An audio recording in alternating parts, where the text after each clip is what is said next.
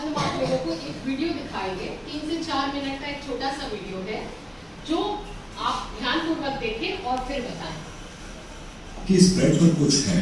देखो और पता नहीं क्या ब्रेड साफ जैसा दिखाई पड़ता है। हाँ, ये तो काफी दिलचस्प चीज है। टॉर्च से देखा तो क्या आप ये अजीब सा देखना लगा चाहेंगे? कुछ।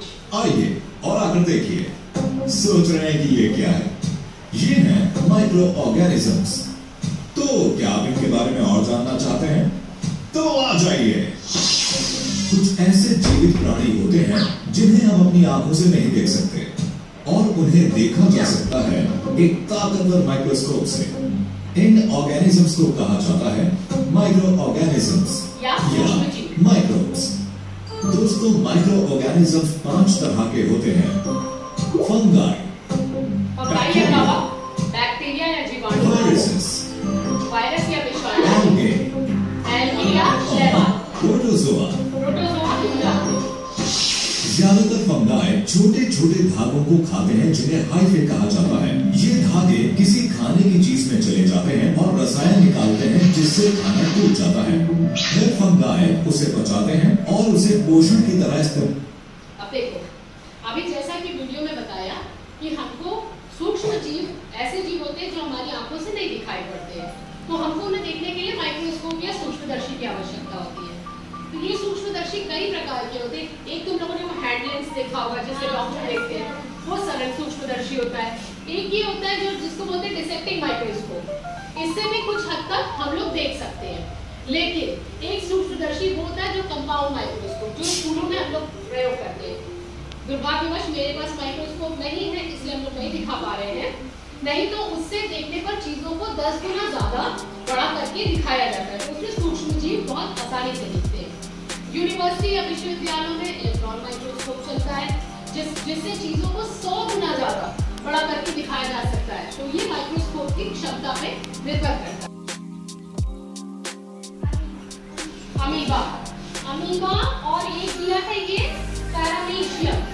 वीडियो में दिखाए गए चित्रों से समझ पा रहे हो कि ये क्या है? ठीक है, पर किस समूह के अंतर्गत आते हैं? नहीं, एक कोशिकीय है, लेकिन किस समूह के? जो भी ये स्वपोषी नहीं, स्वपोषी नहीं होते, ये परपोषी होते हैं। हम कह रहे हैं कौन से सूक्ष्म जीवों के समूह के अंतर्गत आते हैं? ये प्रोटोजोआ है। ये क्या है? प्रोटोजोआ।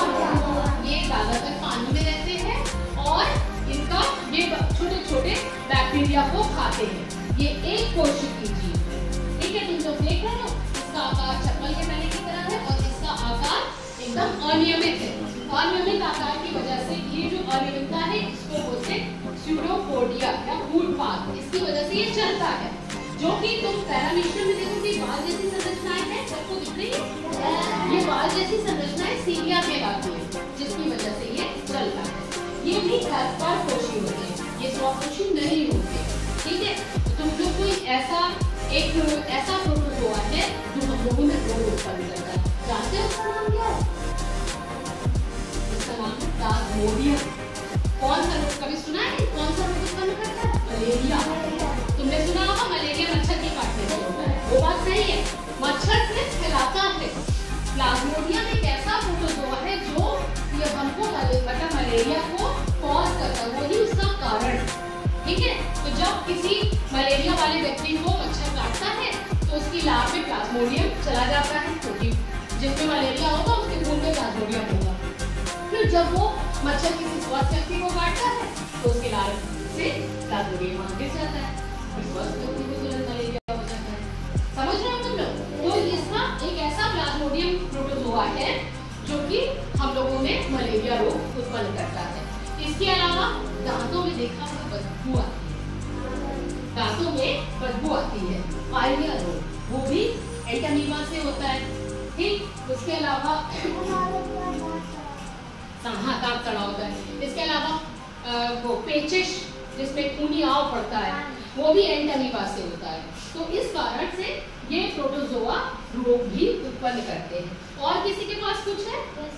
हाँ, ये देखो, ये बता पा रहे हैं क्या है? नहीं, शैवाल तो नहीं है। ये कवक है, धागे जैसी रचनाएं मैंने बताई थी ना। ये देखो, धागे जैसी रचनाएं हैं जिनको कवक कहते हैं। और ये कवक कैसे होते हैं? ये कवक भी परपोषी है क्योंकि इसमें क्लोरोफिल नहीं होता है। और ये धागे जैसे अभी तुम लोग ने ब्रेड पे देखा था, ब्रेड पे तो वो था म्यूकर, वो राइजोपस, वो एक कवक है। ये कई सारी धागे जैसी संरचनाओं से मिलकर ये बहुकोषी भी हो सकते हैं। ये बहुकोषी ज्यादातर होते हैं और परपोषी होते हैं। तो कवक भी बहुत सारे रोग उत्पन्न करते हैं, जैसे दांत खाज होता है ना, दांत खाज, ये ट्राइकोफाइटॉन नाम के कवक से होता है। तो ये सूक्ष्म जीव जो है हमारे लिए इम्पोर्टेंट भी है, यूजफुल भी है, लाभदायक भी है और साथ ही साथ हानिकारक भी है। अच्छा, कोई लाभदायक सूक्ष्म जीव को बता सकते हैं जिसका हम रोज में प्रयोग करते हैं खाने में? दही में। दही, वेरी गुड। दही में लैक्टोबैसिलस नाम का बैक्टीरिया होता है जो कि हमारे पाचन सिस्टम को सुधारता है। तो दही के बैक्टीरिया को दही को प्रोबायोटिक कहते हैं। इसमें अच्छे बैक्टीरिया होते हैं, कुछ गुड बैक्टीरिया होते हैं, कुछ बैड बैक्टीरिया होते हैं। जो दही का बैक्टीरिया है वो गुड बैक्टीरिया है। बैड बैक्टीरिया वो है जो हमारे अंदर रोग खमीर जो होता है वो कवक से होता है। कवक एक मतलब ईस्ट नाम का कवक होता है जिससे खमीर उठता है। जैसे केक, भटूरे, छोक, ये सब में खमीर उठा रहता है ना, तो जहाँ पे भी जलेबी, ये सारे के सारे खमीर वाले ईस्ट नाम के कवक से होते हैं। ईस्ट एक कवक, ठीक है।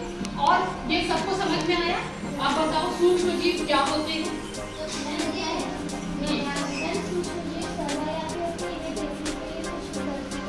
हाँ, जिन्हें हम अपनी आंखों से नहीं देख सकते। ठीक, अब सूक्ष्म जीव के उदाहरण बताओ। मतलब वो कितने समूहों में बांटा गया है? बताओ।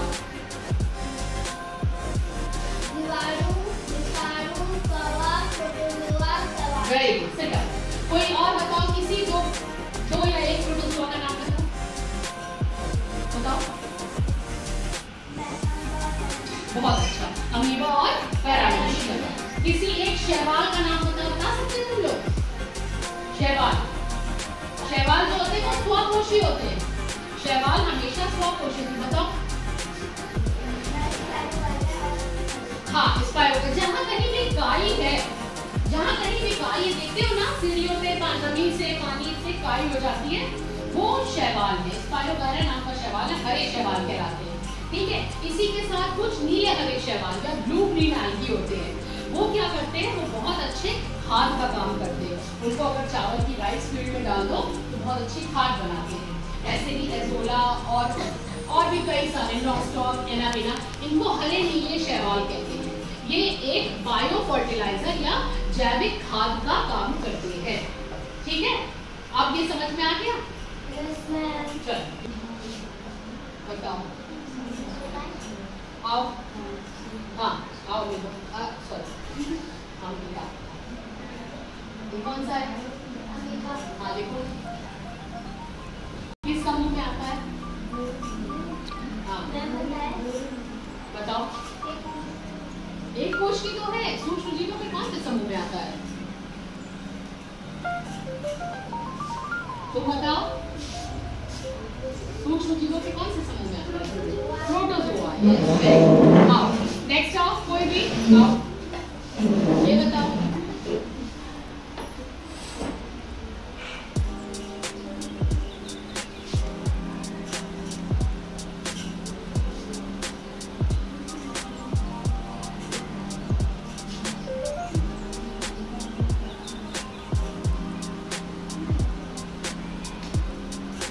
किसी एक लाभदायक जीवाणु का नाम बताओ।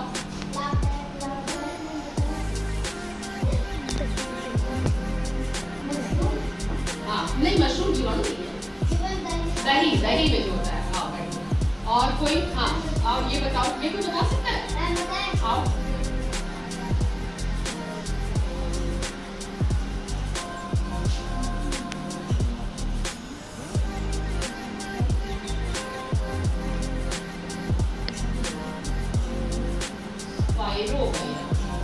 स्पाइरो ये भी होगा। कौन सा समूह में आता है? ये